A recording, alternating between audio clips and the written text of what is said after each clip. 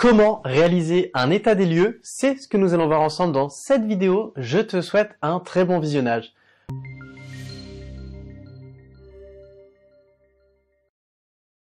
Bonjour à toi, j'espère que tu vas bien. Bienvenue dans cette nouvelle vidéo YouTube. Comme tu l'as vu en introduction dans le titre, aujourd'hui on va voir ensemble comment réaliser un état des lieux.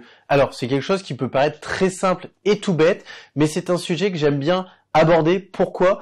Eh bien parce qu'on se rend compte que on a tous été amenés au moins une fois, pour la première fois, à réaliser un état des lieux si on avait un investissement locatif à mettre en location, et également parce qu'on se rend compte que beaucoup de personnes qu'on a accompagnées au niveau de la gestion locative, qui nous ont confié la gestion de leurs biens, nous ont indiqué que soit ils avaient eu un manque de connaissances lors de la réalisation de leur premier état des lieux, ou que tout simplement, lorsqu'ils ont fait leur premier état des lieux de sortie, ils se sont dit, zut, j'aurais aimé avoir ces petites informations à intégrer dans mon état des lieux d'entrée pour que ça se passe au mieux.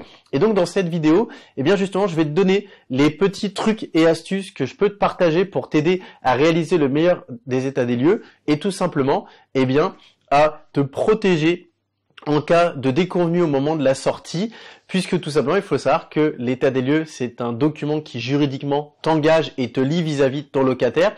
Et donc, le but, c'est d'aborder le sujet, aussi bien pour te protéger toi en tant que bailleur, mais également pour pouvoir éventuellement te rappeler ou défendre les intérêts de ton locataire, puisque c'est important de toujours chercher à créer une relation gagnant-gagnant.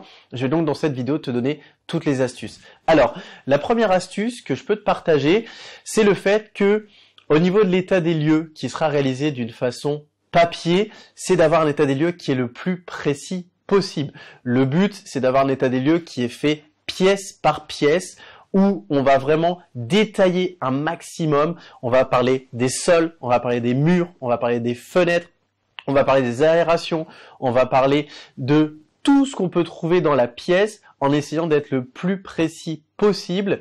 Et également, on va à chaque fois, bien évidemment, réaliser l'état des lieux en direct avec le locataire parce que j'ai beaucoup de personnes qui m'ont indiqué qu'elles pré-remplissaient l'état des lieux et qu'elles le faisaient signer. Le problème, c'est que si le locataire met quelque chose en avant ou si nous, en tant que propriétaire, on voulait mettre le doigt sur quelque chose d'une façon plus précise, c'est compliqué de le faire quand ça a été fait au préalable ou c'est des fois compliqué de se souvenir de tout.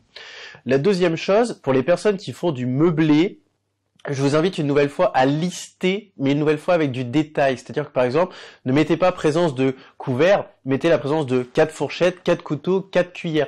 Ça vous permettra, si jamais il y en a une qui a disparu, si vous êtes à 1 euro près de la facturer auprès du locataire, ou à l'inverse de vous dire, je me souviens qu'il y avait que 3 cuillères et à l'inverse 4 couteaux et 4 fourchettes, ce qui évitera justement de dire au locataire, c'est pas bien, il manque une cuillère.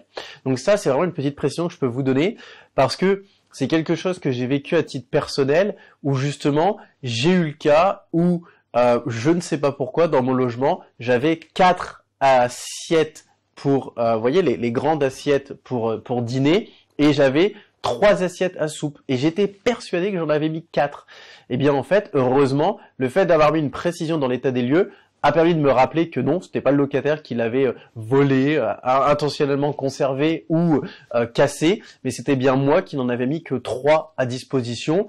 Et grâce à l'état des lieux, j'ai pu faire abstraction justement de cette notion. Je peux aussi vous donner un autre exemple d'un état des lieux que j'ai fait avec un propriétaire qui, en fait, au niveau des plaintes, il lui manquait, mais vraiment peut-être 10 cm pour finir les plaintes, et pour ne pas racheter, tout simplement un carton, a pris l'initiative à un certain endroit, très stratégique, qui ne se voyait quasiment pas, de ne pas mettre de plainte. Sauf que quand le logement a été vidé et qu'il n'y avait plus de meubles, on ne voyait que ça. Et donc sur le coup, il était persuadé que c'était le locataire qui avait retiré ou abîmé la plainte, alors qu'en fait non, c'était bien lui qui l'avait oublié. Et ce n'est pas l'état des lieux écrit qui lui a rappelé, c'est un conseil que je vous donne, c'est l'état des lieux photo. Aujourd'hui, je vous conseille vraiment, en parallèle de vos états des lieux écrits, de faire des états des lieux photos. Pourquoi un état des lieux photo? Parce que, comme on dit toujours, même la pire des photos sera toujours meilleure que la pire des encres. Qu'est-ce que ça veut dire? Ça veut dire que on peut même avoir noté tout le charabia qu'on veut. Une photo, c'est instantané. Et une photo, tout de suite, vous allez vous rappeler, tout de suite, vous allez visualiser et vous allez rendre compte si le logement ou un élément précis a été dégradé ou tout simplement est devenu absent. Et si c'était antérieur à la location ou si ça s'est passé pendant la location. Et j'ai déjà vécu le cas à titre personnel également où c'est une photo qui m'a permis justement de montrer au locataire que j'avais raison et que même si l'état des lieux sur le papier, vu qu'il n'était pas précis, me donnait tort, le fait d'avoir fait un état des lieux photo m'avait donné raison. Alors au niveau de l'état des lieux photo, comment ça se passe? Là-dessus, c'est très simple. C'est quelque chose qui est assez volumineux et qui, à imprimer, coûte un pognon de dingue, du coup, vu que tout est en couleur. Je vous invite pour cela à soit l'envoyer par mail en version compressée et à demander au locataire « Bonjour, j'accuse bonne réception de l'état des lieux signé » ou encore mieux de passer par un système de signature électronique. Et ce système de signature électronique va permettre justement d'authentifier. En général, ça coûte entre 1 et 1,50 € la signature électronique, donc 3 € si vous êtes à deux. Mais je peux vous dire que 3 € ça en vaut la chandelle vis-à-vis de tout ce que ça peut vous apporter comme confort. Maintenant, il reste un dernier point au niveau de l'état des lieux. Comment réaliser le meilleur état des lieux? Quand on dit état des lieux, ça sous-entend l'entrée comme la sortie. Eh bien, au niveau de la sortie, je vous conseille toujours de réaliser ce qu'on appelle un pré-état des lieux. C'est-à-dire qu'à partir du moment où votre locataire vous dit « Bah voilà, moi j'envisage de sortir et de quitter le logement », eh bien c'est de dire « Ok, très bien. Ce que je vous propose, c'est qu'on se voit. Comme ça, je viens chez vous. Je fais un pré-état des lieux qui va me permettre de vous dire « Ah bah là, attention, il y a ça à faire. Sinon, au niveau de votre caution, crac, je vais devoir retenir de l'argent. » Et puis vous, ça vous fera des travaux à faire. Donc du temps de perdu pour pouvoir relouer tout de suite. Et également, ça vous permettra de voir votre logement et de savoir si en effet, dans son ensemble, vous pouvez le relouer tout de suite et vous servir de la base de photos que vous aviez à l'époque. Et ça, c'est vraiment une astuce que je vous donne. C'est très apprécié de la part des locataires. Ça leur montre vraiment qu'on est dans une dynamique humaine où on n'est pas là pour taper leur caution, mais on est vraiment là pour les accompagner sur toute la durée de vie de leur location. Et c'est quelque chose qui vous rend énormément service, mais montre une nouvelle fois que vous étiez dans une dynamique de complaisance avec vos locataires.